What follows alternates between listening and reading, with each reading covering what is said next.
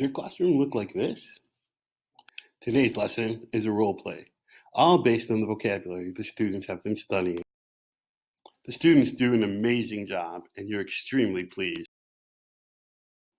But in real life, everything doesn't go as smoothly. Vocabulary is forgotten, fluency is totally lost. What do you do? Come to the Image Conference in Brussels, Belgium to find a solution. I will show you how to use authentic videos like TEDTalks to teach students how to identify and curate lexical phrases found in authentic videos. After a quick review and some practice in the classroom, your students will be ready to take on the daily challenges of communicating in English in a real setting by using these phrases. Everyone wins.